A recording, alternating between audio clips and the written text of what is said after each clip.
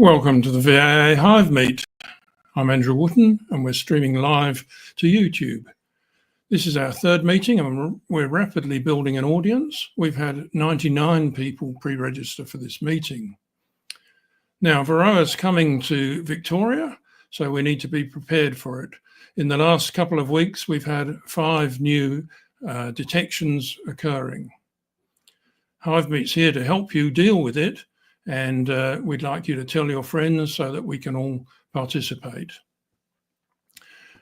I'm here in Melbourne's virtual studio, and of course I've got my co-host Tino there. Hi Tino. Hello Andrew. I'll pass over to Tino for a message from our sponsor. Thank you. Yes, we're very grateful to BeQual, our sponsor for HiveMeet. They are a very strong supporter of a number of VAA initiatives. BeQual is the industry-owned food safety and quality assurance program. BeQual itself is designed for large-scale honey producers, but did you know that they also have a program for smaller scale beekeepers and honey producers, typically with fewer than 100 hives, called BeeTrace? Any beekeeper who sells honey should consider joining BeQual or BeeTrace, and quality assurance is such an important part of everything we do. BeQual actually has a special offer, and you can find out more information on their website, an introductory offer to join BeeTrace for $199. Now I'll turn it back to Andrew and our guest. Okay, I'm absolutely thrilled to introduce our guest speaker this month, my very good friend Lisa Gary. And here she is. I first met Lisa at a Eastern Apicultural Society meeting in Virginia. Lisa is a master beekeeper, and she's a extraordinarily meticulous and effective beekeeper. Lisa's online here from the shores of the Chesapeake Bay, and so it's 6 a.m. in the morning, so we really appreciate you having come on board for us this early. I visited Lisa last year and saw her apiary, and it was really quite something to see. We had to struggle very hard to find any Varroa in her apiary because it's so well maintained. Eventually we managed to find something by doing a bit of drone uncapping. Now, during Lisa's presentation, if you would like to type in questions and comments into the chat box on the right of your screen, we'll get to those at the end of the presentation and try and answer them. So over to you, Lisa. Thank you very much. Oh, thank you, Andrew. And Andrew did get me up at 4:30 this morning so that I could be bright and perky. So here I am. I may crash later. Anyway, thank you so much for having me. I'm really honored to share my experiences with you. You are facing a traumatic experience, I can only imagine. And I felt that trauma myself on an Apimondia call actually last week, when I was learning more about AAA lapse, and as it was, we're expecting it here in the United States, hopefully not for a few years, if longer. But that trauma really hit home. I had sick feeling in my stomach.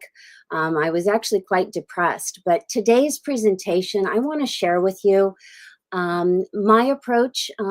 Hopefully you can learn something from it, incorporate some of my ideas into your practices. But over the years as a beekeeper for nearly 16 years now, I'm in my 16th year of actually keeping bees, I've developed some approaches, practical approaches, methodical approaches that can be helpful, hopefully to you. They're certainly helpful to me, and I'll share with you my results soon. Here's my apiary. This was going into the fall. Our fall, I always think in my presentation about a 6-month shift. Our fall is in October and beginning to prepare for winter. You see 15 colonies here. This last winter, I had 24 colonies and actually came out with 23. So I lost 1 colony. I want to jump in right away and talk about managing your Varroa population from the year perspective. And I think it's just really important. I'm a strategist. My previous career was in satellite communications. And I think about the whole picture because there's a lot to think about. and you're going to be faced with a lot of new decisions as you manage your Varroa populations. So bear with me. This is looking at various populations for the year. You've got the adult honeybee population, which is your light yellow. You have your pupa population, which is in orange.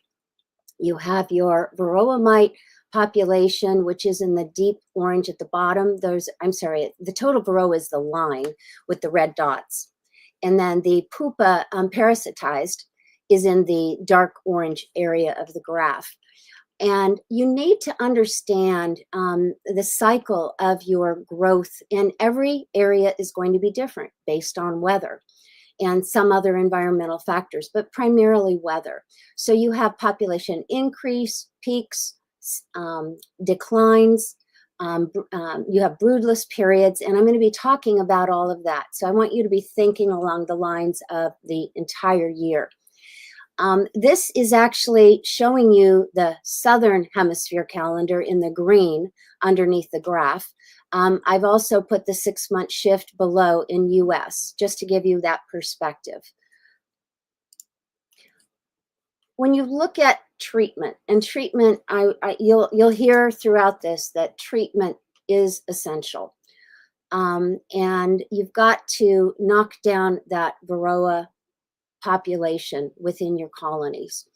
And I had started off in my beekeeping 16 years ago with, the bees are going to be able to manage it. And that was a naive perspective. We have introduced a lot of new factors to our bees. Yes, they may have been able to adapt to Varroa had it been in a normal environmental cycle, giving them much more time than we've given them to be introduced to something new, such as this mite, such as the upcoming also triple lapse.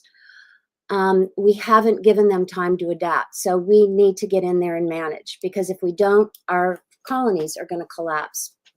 So I want you to be thinking about 3 particular areas that are establishing conditions. The first is the actual phase of your bee colony. And you will have as you're coming out of your winter, and I know that you have some areas there that are very warm, like our Florida. You have other areas that are very cold with even snow, like our Northeast, our northern states in the United States and into Canada. So your cycle is going to be different. And I know that you all are more in the south of Australia, but there may be that person that also keeps bees elsewhere on this call. So I want to address the entire audience of various honeybee cycles. So you need to know your specific honeybee cycle. Is that broodless coming out of winter? Is it broodless? I have imposed here the Southern Hemisphere calendar just to have a sense for what it looks like. So you see the adult bee population peaking in January and then decreasing again and falling off.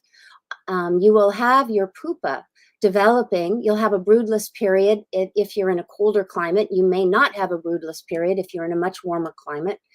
But it does provide some advantages. And you'll see that the pupa is then building. You need to understand that as it works with your Varroa life cycle as well. The second area of consideration are the types of treatments that you have available to you. Now, I have overlaid the Southern Hemisphere months here. These are not accurate below that. If you saw what I didn't overlay, the January through February, those are my choices for those months. So I'm going to move on because I don't want to confuse you. So as I started years ago planning for my own treatment schedule, I've ultimately come up with this approach. And this is a practical approach that I hope is meaningful to you and that some of these things resonate. I want to share with you these bullet points as to what is important to be considering and how to go about that. And then I'll be walking through the actual calendar in just a minute, but I want to give you a little bit of background. First of all, I set up a calendar reflecting the local seasonal temperatures, and I look at the entire year. So somewhere in the late fall, with data left from or provided through this last year of activity, I will have enough data to create my schedule for the following year. And I block off my seasons in winter, spring, summer, and fall. And I then overlay those temperatures. I map out the phases of the honeybee population, as I just talked about: increase, decrease, broodless period, peaks. I also include in this calendar my own bee operation schedule. I am a honey producer, and I am producing quite a bit of honey as a sideliner, small sideliner. I don't want to exaggerate that. But my focus is extraction. I do sell some nukes and queens, and it does partly impact my scheduling. However, it's mostly the honey. So when I'm planning out my calendar, I need to be thinking about when am I going to have honey supers on my colonies. And then I absolutely encourage you to sit down and read through all of the treatments available to you. You need to really start learning about when you can use them, the temperatures, when you can't use them regarding honey supers, and you need to understand them. It can be very confusing. Try to get an overall perspective of it and start to develop your preferred treatments. We are all different. Beekeepers are managing their colonies in many different ways, but there is an underlying foundation, and we have available to us a select number of chemicals, natural, synthetics, non-synthetics, and mechanical, as well as cultural options. And you need to slot each of those preferred treatments into your calendar. And then you would establish your testing days. Those testing days would be right before your ideal treatment windows that you've blocked out. And then you also need to test after your treatments to determine your efficacy. And then lastly, not only do you need to include your operation schedule, you really need to include your personal travel schedule. If you are taking trips in your winters off and traveling, even if you are speaking at an engagement or whatever you're doing, traveling with your family on a family vacation, you need to make sure to block that into your calendar. So I'd like to show you my calendar. This is constantly being tweaked, but I want to again highlight the main areas of consideration. The key consideration, the three groups of considerations are the phases, the population increase, and as you can see, I've slotted these out over that actual period of time so that when I get to my calendar, I can put those in. I've also color-coded it. The color coding can really help me to quickly look at something and say, oh no, that's not going to work because the population's in decline. And the treatments will describe to you when the most effective time to use this particular treatment is. Then I look at honey supers. When are my honey supers on? And then temperatures. I've color-coded all of my temperatures. And Andrew's been so kind. I have this in Fahrenheit. He has been so kind to add in to the right blue the degrees Celsius. So I've blocked my temperatures in chunks of 10 degrees. We kind of think about temperature in like the 50s, the 60s, the 90s. And there are certain volatile chemicals that you just can't use. Formic acid is one of them. Over between 85 and 92 degrees outside. So you need to make sure that you're not putting that particular volatile chemical onto your colony at a time where you might actually blow your bees out. They may react suddenly, you may kill a queen, you may kill some of your brood if you don't apply it as the label says. There's three areas I want you to look in this box that says key. I have blocked out in my calendar, which I'll be getting to, the time I extract honey, when I'm testing, and what I'm treating. And I also have my IFF rule, my if and only if. And that pertains to my actual thresholds, which I'll address in another slide. So here is my calendar. Again, so I don't confuse myself, I've placed my own time frame here, January, starting with January. You would actually be shifting that into July. So if you just overlaid July, August, September, etc., you would have a similar look to your calendar if you set it up this way. Again, I'm only offering up an alternative for you, a perspective on how I manage. So I set my seasonal blocks up by color. The winter for me is blue, as in cold. The spring, new growth, is green, etc. And then the next thing I do after setting up my calendar like this with the actual days, and you'll find that to be very helpful, is the next column over is phase. And that's what I was describing, population increase. In this, the light green is a population increase of the adult honeybee population. The peak is here. I actually modified that for myself because I was experiencing a real peak, and I'm actually just entering that peak now. And I don't really see a decline, but this decline starting in June is showing a bit of decline. I actually should bump that out a little bit more, but I am iteratively updating my model. My honey supers, as a honey producer, I keep my honey supers is on as long as into September. And I already have my honey supers on today. And then here's my temperature, the column here that shows the gray being cold, snowy, gray day, below 50s, into the 50s, the light blue, etc. So the first thing I do, going back to the bullet point chart I showed you, is I say, okay, what are the 4 treatments that I want to use this year, and where do I slot them?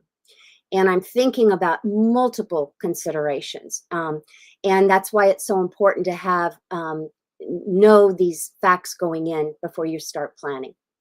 And I block off. The blocking of the treatments is this dotted, this broken line. So you'll see one in March. You'll see another broken line box in May and into June. Well, you might say to yourself, well, that's an awfully long treatment program for Formic Pro. It's not necessarily the treatment program. What it is the time that I could actually put that on based on my considerations. After I've got my treatments in my calendar, I then put in my testing. You obviously need to test. Now you see that in April, March into April, is my testing, and that is to be in advance of my Formic Pro treatment. I have another box within the Formic Pro treatment, but that's if my first test showed numbers below the threshold. So then there's a second test period that I set up for myself. So to you, this may look confusing. It's clear as day to me, but I've been staring at this for a couple of years now, actually several years now. And it does make sense to me. And I hope I'm explaining it with clarity.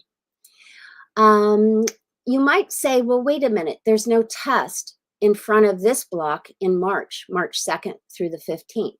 And yet you have a treatment there. Well, that's one of my cultural treatments, the splits. And the splits are enabling me to get to my Varroa population. And you'll see in a minute how I've actually translated that into another model. Here is my my summer and my fall with an Apivar treatment slotted. It gets very hot during our August period. Apivar is a chemical, a synthetic chemical that I can use in my summers. I prefer not to. You'll see my best practices. I really try to stay away from those. And there's been a lot of really great studies, even more recently, because people are a bit adverse to using them. However, you've got to treat and you've got to knock the population down, which you'll see. So this is the model that I wanted to show you. Now, I wish I had this model when I was starting all of this planning years ago. But what I use this model for is after I've set up my plan, I will then go ahead and slot information into this model. And you can find this model. You see the source in the lower right corner. It is provided by Randy Oliver, who I hold in very high regard. He's a citizen scientist. He has a biology background, but he is a very concerned former commercial beekeeper. His boys have taken over his business. I'm sure he's very involved in it day to day. It's hard to retire from beekeeping. It's a lovely lovely thing to be doing, and very rewarding. But this model can be found on his website, and he does encourage you to always use the most recent model because he is constantly updating it. Lots of information going on here. Every time you enter a piece of data, there are 1,500 iterations or more that are occurring. And it's really fun. If you're a data geek, this is a good thing to get into. Even if you're not, it is so simplified that even a person who's not an Excel spreadsheet person could actually use it effectively. So this is just no inputs, no treatments at all. And what you see here is a Varroa count buildup. The little blue numbers in the white boxes are what the Varroa counts are on your tests. Now there are a lot more here than you would normally do, but for sake of modeling, he did more tests so that he could provide the information in this model to work. But you have a crash. So I'm going to move on to the next. I mean, you're going to be seeing 5 slides that look very much the same, but you're going to see the crash move to the right, which is what our purpose is doing. In fact, I'm going to go back a second. Our ending mites here are 0. Well, you'd say, well, that's good. Well, actually, it's not. Your whole colony is dead. It's crashed. It crashed October 1st or thereabouts. No, in beekeeping, there are always a number of considerations, a number of things that impact your outcomes. It's not a black and white world. I know you all know that, but I just want to emphasize that. So we're talking, we're trying to establish a pattern here using this model. So what have I done? I talked about my splits in March, which I conducted. Now I have actually overestimated this split, and I reran the model, which I'll address in a little bit. But at this time, I assigned it a 55% mite drop, which you see in this black triangle on the earlier part of the graph. And if you look below in the yellow, I actually input that number, 55%. And I was able to gather that information from various other things of my research and modeling information available when you go into this program. The mite population, if you look at that line, one of the assumptions is that we start with a mite count of 100 for the entire, for the entire colony. What that is actually calculates as a 1 mite in a test of 300 with 30,000 bees gives you 100 mites in your entire colony. So what you see here is that is slowly creeping up from February to March. You're actually escalating to, in August, you're getting 3,282 mites in your total colony. You're encroaching a pretty high number for your colony, and it's actually then crashing at 10,549 mite population.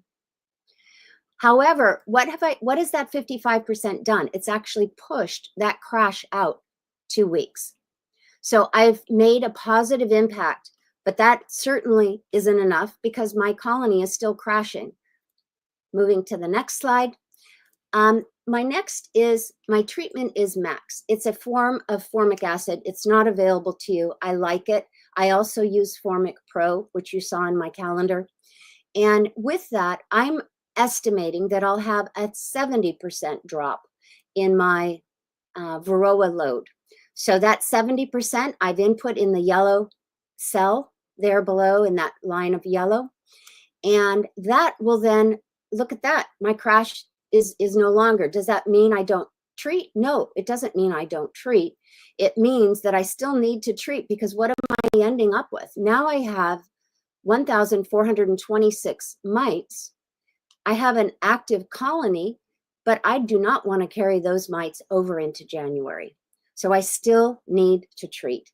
And what's fun about this model is that you can play around with the different treatments, and you may actually choose another treatment based on a higher efficacy because you need to get that number down.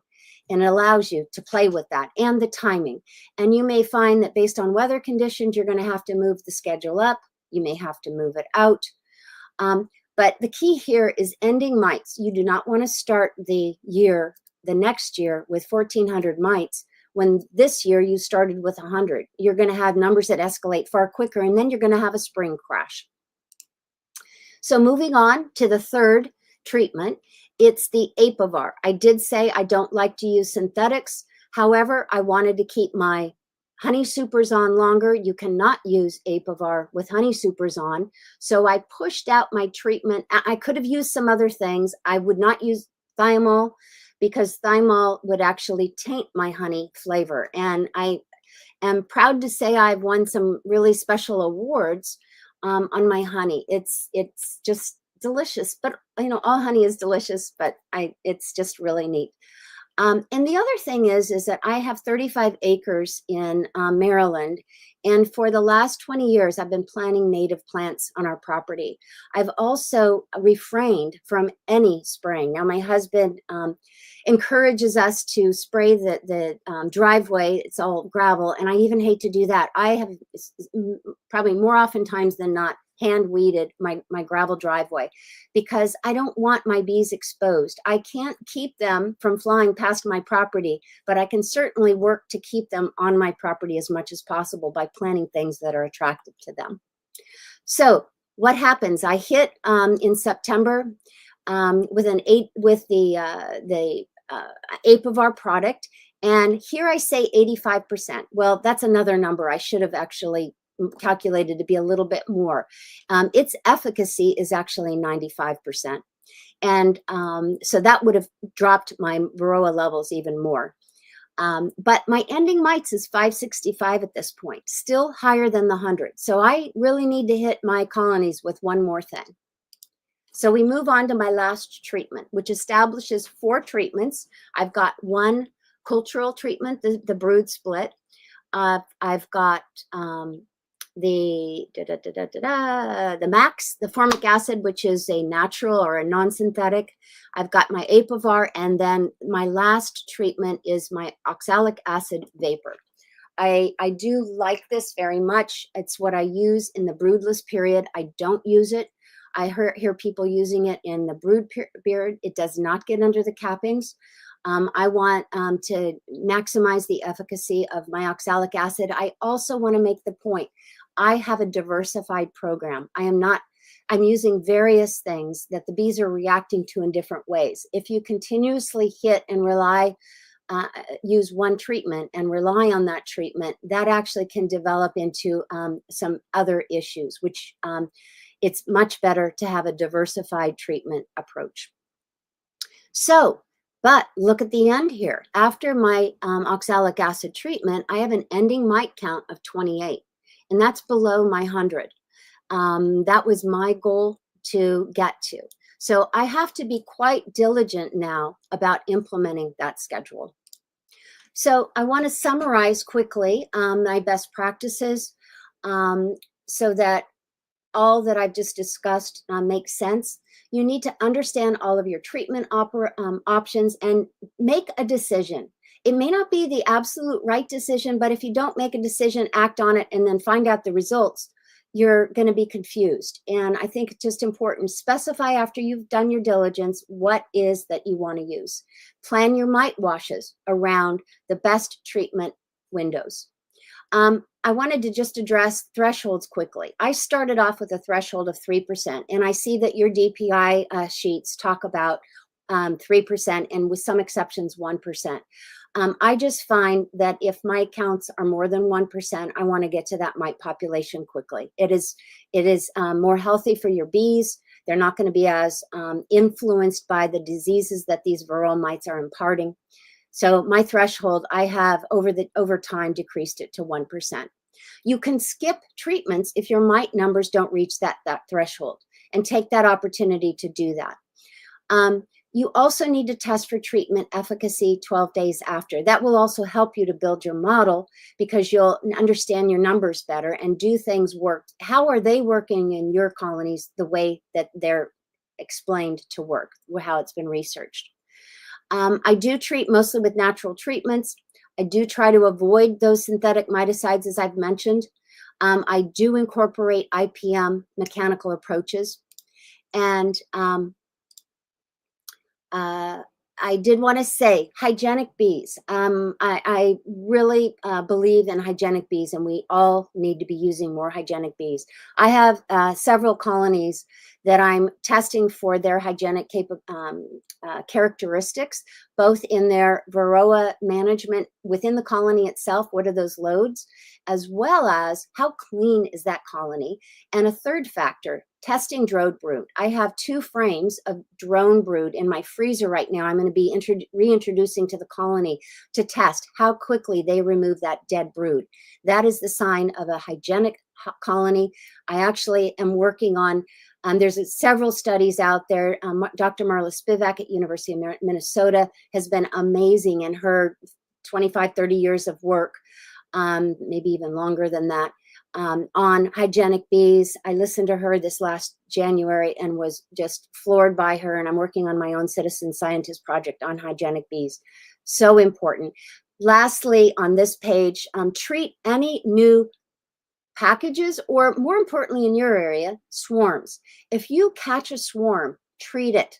Treat it with oxalic acid. It's in a broodless period. And in this case, you would feed your bees, and then you would spray them with oxalic acid. There's instructions out there you can follow. So what are my results?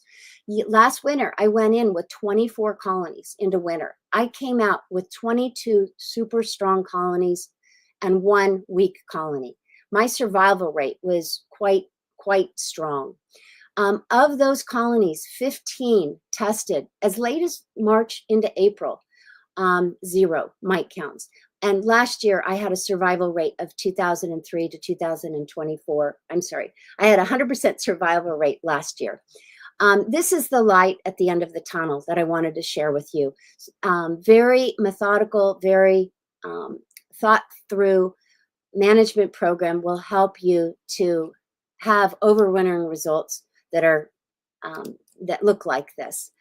So I wanted to show you my little cups.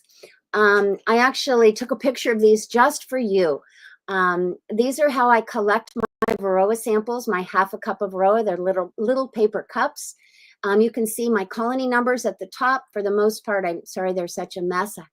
The dates on there when I did my Varroa test and the count itself. And why I use these cups is that I've found that in an emergency situation, or not so emergency, but in an urgent, I need to go back to those cups. I leave the bees in there for 2 weeks, and I sometimes forget to write things down. I need a scribe. I wish I could afford a scribe to work with me in my beehives. So I forget to write things down. These cups are often a reference for me, as well as if I've actually captured the queen and not known it. Sometimes you don't find the queen and you're doing your Varroa washes. So these cups are helpful, and I can then go back to that cup if I seem to be missing a queen and see if I actually have her dead in that cup, and then I'll know what happened. I haven't had that incident yet. So these are my test results just recently. 15 of my colonies had 0 mite counts. 2 of them had 1, 2 of them had 2, and 1 of them had 3. This is how I began to determine the hygienic nature of my colonies. And they all fell at 1% or below. This was also after my splits, or during my splits, really. And the splits would have knocked this down a little bit as well. I did want to share with you, going back to this last slide here quickly, that I went in and modified these numbers. I think that 55% really more realistically should be 30, and that 85% in September more realistically should be 95. And when I ran that number, this total ending number came out to be 22. So it didn't vary my outcome very much, so you can continue to play around with that.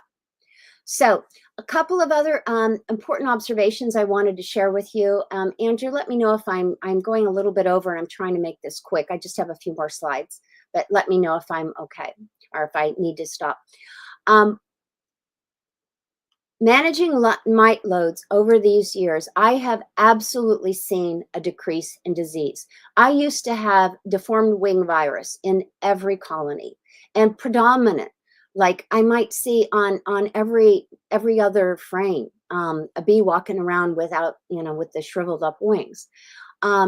I have a significant reduction. I think I've seen 1 or maybe 2 bees this year, and I've been in my colonies for the last 2 months with deformed wing virus. I have no presence of paralysis virus for the last 8 years, and I'm going to be showing you a video of that so that you'll understand what that is. I have no presence of European foul brood over the last 5 or 6 years. I did have a little outbreak of EFB. And it was sad, and it lasted for like 2 or 3 years. But bees will work through EFB. It's not as bad as AFB. My nosema loads, I'm part of a national study for the last 3 years.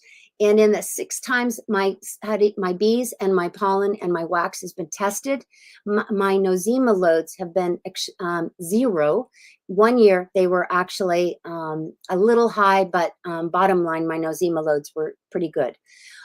No experience, knock on wood, with American foul brood. Our practice is burn the colony immediately so that it doesn't impact. There's just gazillions of spores that get out and reinfect. It is naturally occurring in our environment, but when the bees can't manage the small load, then and when they're weak with Varroa and other diseases, our Varroa and the imparted diseases, then that will impact your colony's ability to manage things like American foul brood.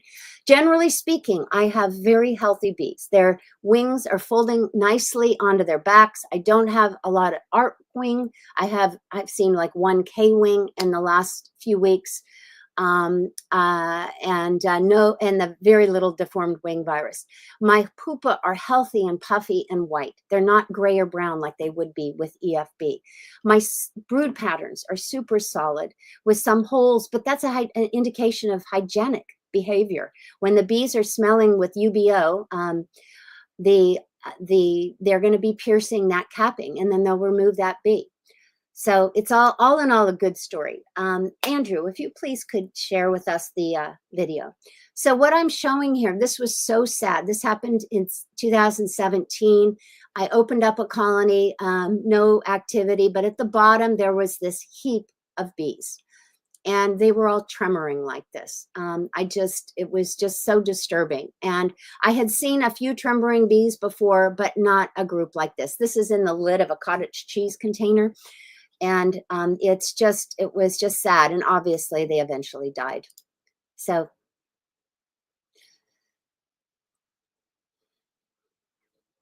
And they don't get over that. They die. Oh, right. Can I move on to, oops, I'm sorry. I'll do that. Andrew, can I have just a couple more slides back? Thank you. I'm going to touch on this very briefly. Information's out in terms of the studies that are being done, but we've had actually that number you can see between 1.1 and 1.6. But the important thing is that our commercial beekeepers have had a 62% loss of their bees over the last 6 months. The hobbyist beekeepers uncharacteristically have a lesser loss, 50%, and the sideliners 54%. This time around, the commercial beekeepers are facing a huge loss, and there's some thoughts on that, which the results of the test haven't come out. This is the worst loss we've had ever. And there's going to be more coming out with our how the USDA in our country is going to be dealing with it, and how the funding that's going to be provided to those farmers that have had such significant losses. And with our new administration, it'll be interesting to see what happens there. But look out for this. The one last thing I want to end on. I mentioned the trauma that I sense, the sickness in my stomach when I'm even tearing up now. Tropale lapse. I'm also tired. Sorry. There is light at the end of the tunnel. Managing the Varroa is actually, when you're a good manager of Varroa, I believe you're going to be able to manage Tropale lapse. And that's hopefully a decade down the line. Maybe some of us won't even be in beekeeping at the time. But in other countries that have experienced Tropale lapse, it's pretty devastating.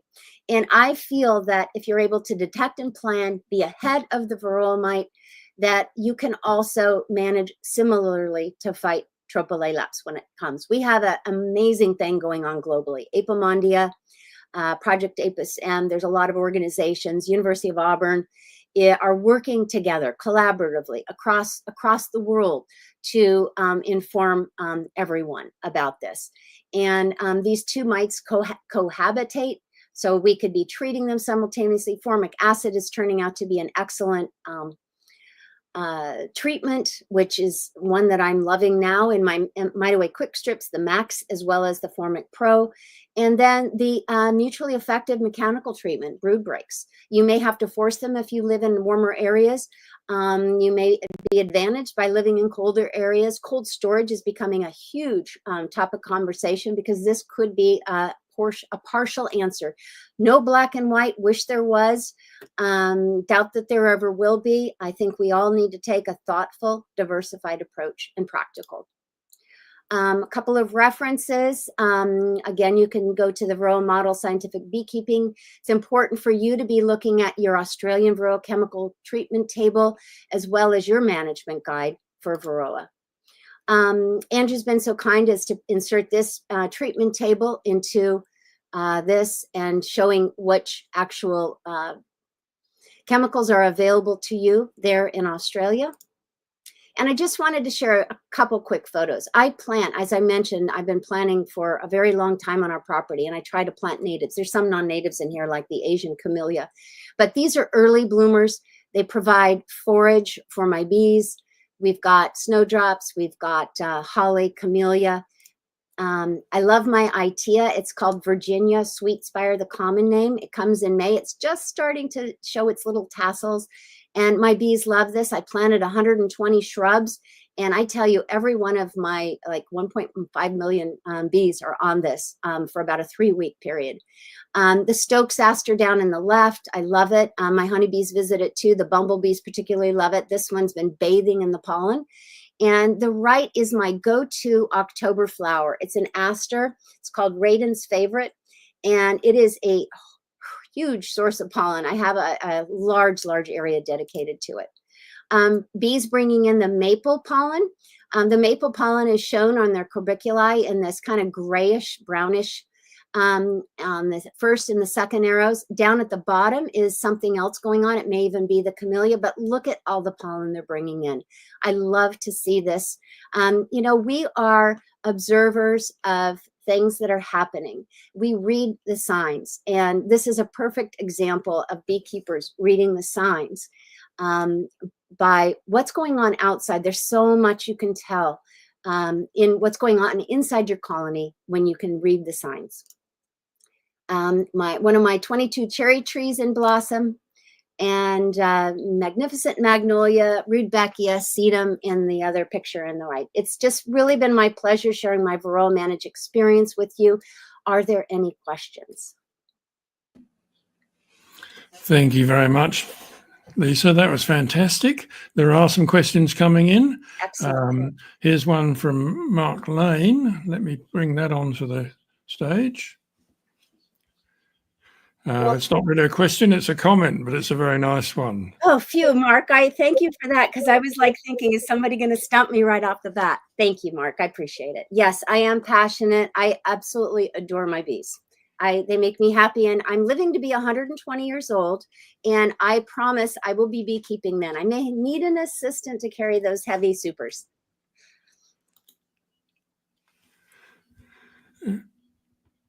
Treated brood break, yes, I do actually. It's called multiple colonies.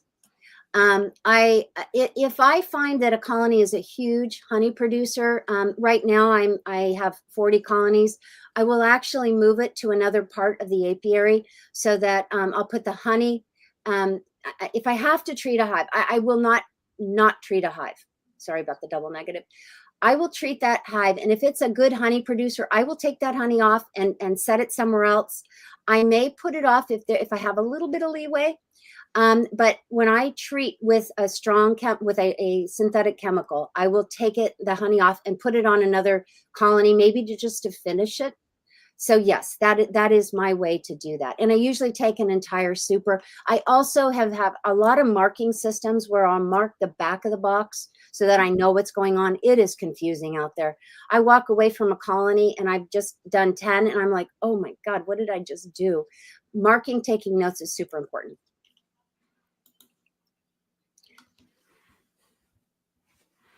I do think that you need to induce a brood break. Although, again, play with the model. That will give you, oh, I'm sorry. Do you all see that? Or should I state the question? No, everyone can see that. Yeah, that's good. Oh, wait, sorry. I wasn't 100% sure. Yeah. In parts of Australia, there won't be much of a brood break. We have that situation, and maybe that's part of our colony loss trauma right now. In Florida, we do have the migrating colonies throughout the United States that are going to the California orchards, but, you know, and a lot of the colonies are kept in the South where it's warmer here, vice versa for you.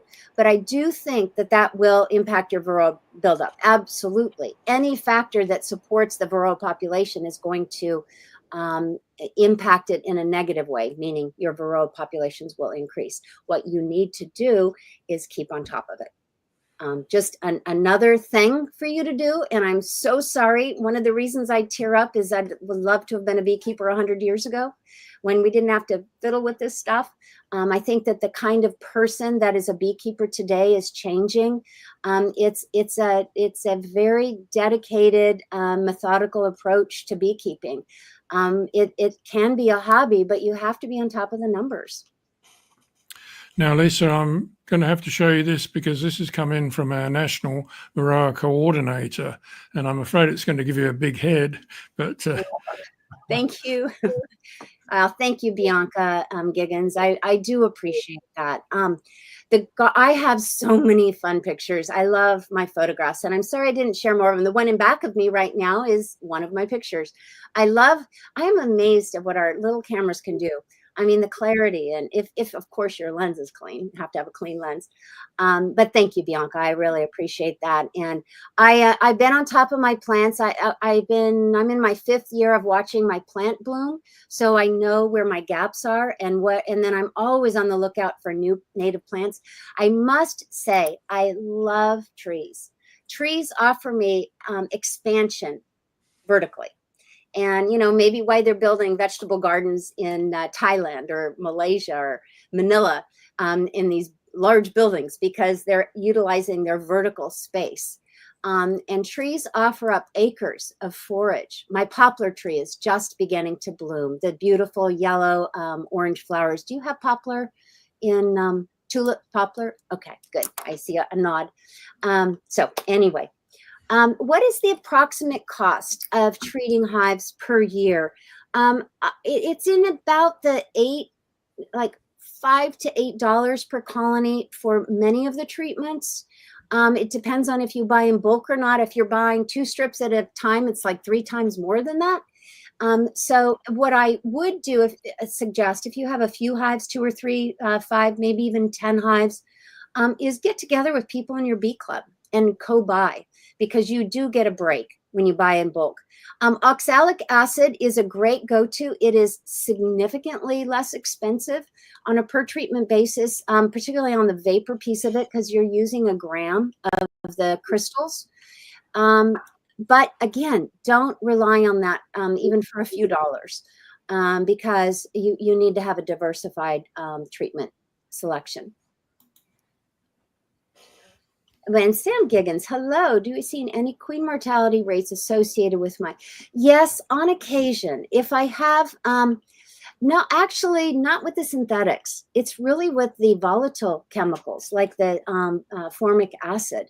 And when I was using thymol, I'm not a big thymol fan, maybe because what I had was just too messy. I was using it on a card and kind of plopping down a large amount on the card so it wouldn't fall off the edges, and then I put it in the colony. It's funny, you know, it was just a challenging way to do it, and you can't use it with honey supers. But yes, when I had volatile reactions, I would have a little queen loss, not a lot. But I do want to say something. Your volatile chemicals are effective during that temperature range. If you see in a week, and this is where I get back to the calendar and flexibility, you have slotted 2 weeks and you did that 3 months ago. Well, as you get closer to that period and you know that you actually have to test because your threshold levels are high, then or you've exceeded them, Then you set up you look at the temperature over the next 2 weeks, which we can do. We have the ability to do that now, which is so fabulous. You actually say, oh my gosh, those first 3 days are going to be 95 degrees and I didn't plan on anything over 85. And then you see the day 4 it dips. The volatile chemicals are most volatile, obviously, the hotter it is. So if you can find the first 3 days that are in the 60s, the 70s even, you can go up to 85. Treat then. And if it goes into 90 after those first 3 days, the chemical is already, the brunt of it has worn off. And then you're going to be leaving it on for 7 days or 14 days or whatever you've chosen to do based on the label instructions. So you will reduce your queen loss in that case.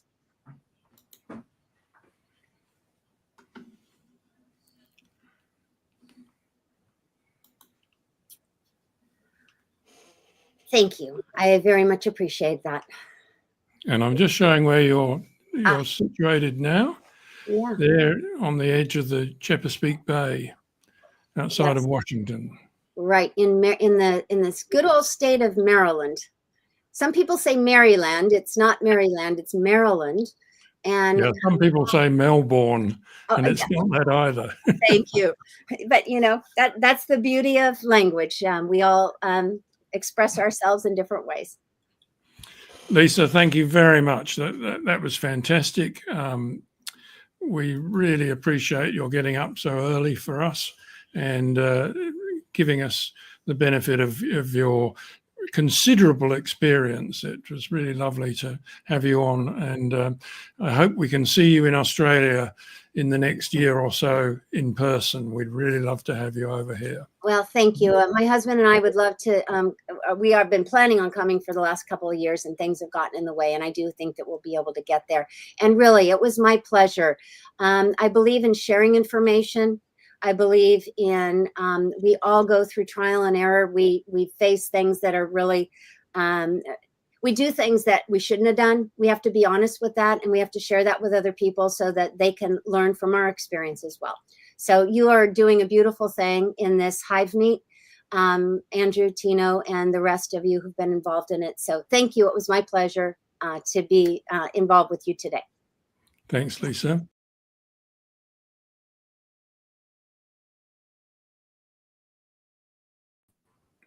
Now we have to move on to the update from the VAA, and I bring in Phil McPherson. Hello, Phil. Welcome to the stage.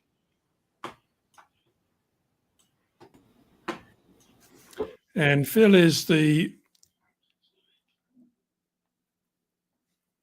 Oops. So I'm off now. You're hot. Phil is the chair of the organising committee for the annual conference that's coming up in June. So over to you, Phil. Thanks, Andrew, and welcome everyone to tonight's podcast. This year our conference is situated in Beechworth in northeastern Victoria. Beechworth is about 30 kilometres south of Wodonga, which is on the New South Wales Victoria border. Beechworth's an old mining town which eventuated from a gold rush in the 1850s. Today it's a home to many heritage buildings, an old sandstone jail, which is been turned into a tourist venue. And in the surrounding area, there's a plethora of wineries if anyone's interested in having a few trips to wineries. Yep.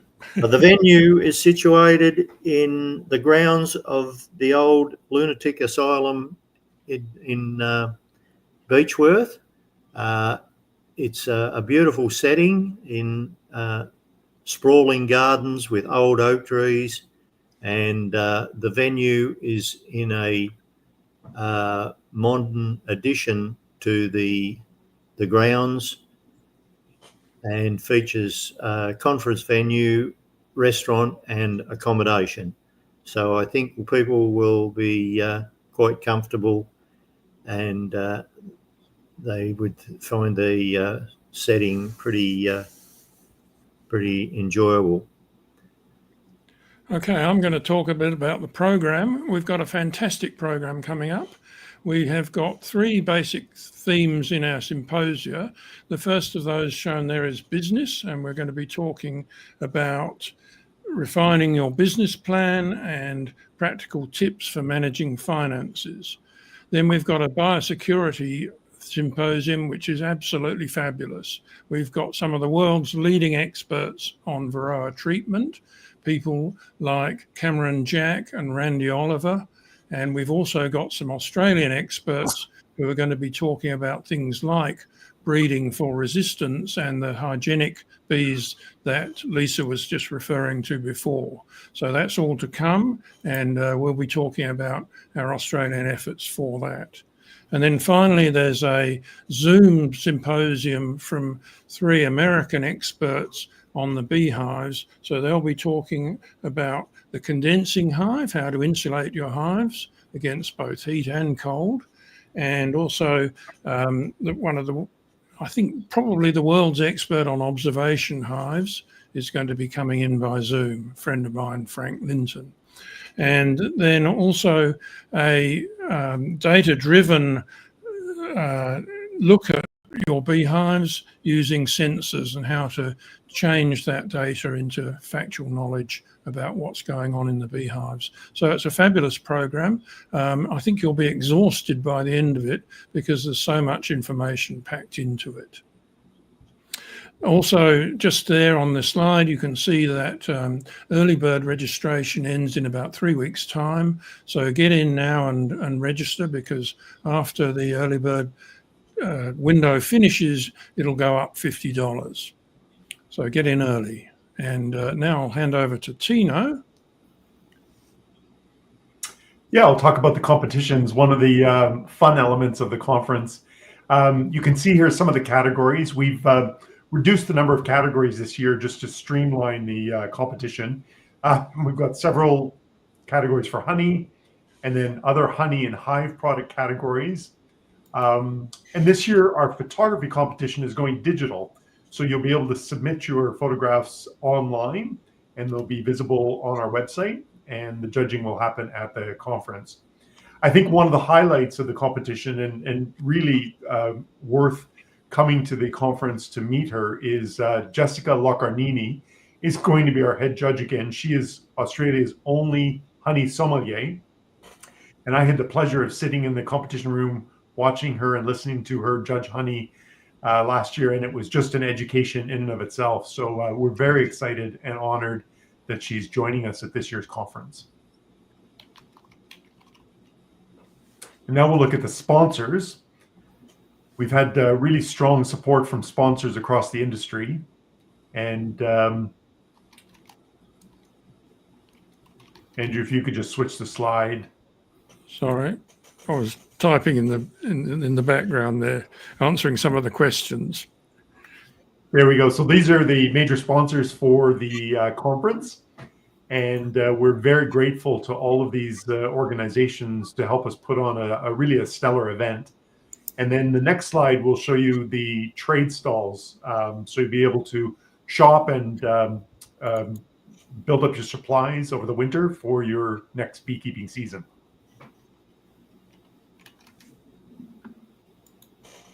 Okay, Phil, any last comments from you there about the conference? Look, I'd just like to see everyone make the effort and get along.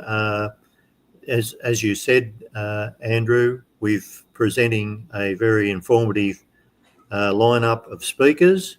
Beechworth has plenty of outlets for the partners if they come along to spend their days browsing in the commercial sector.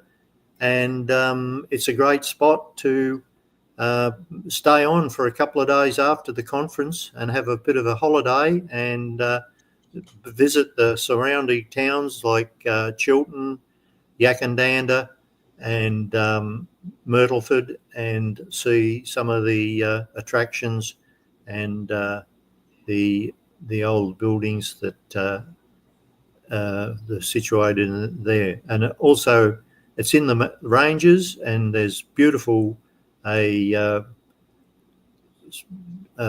gum and stringy bark forests with all around. So it's there's certainly plenty to do. Okay, thank you. Well, we've been running for an hour, so it's time for us to start winding things up. And I'd just like to announce what's happening in a month's time.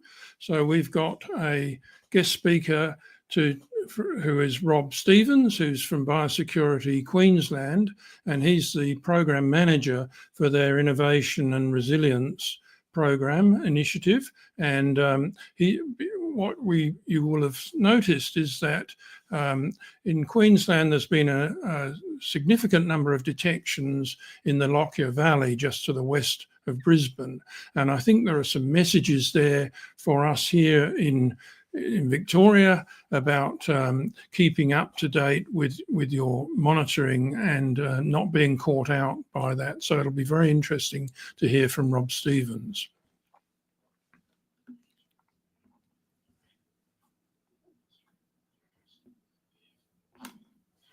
And finally,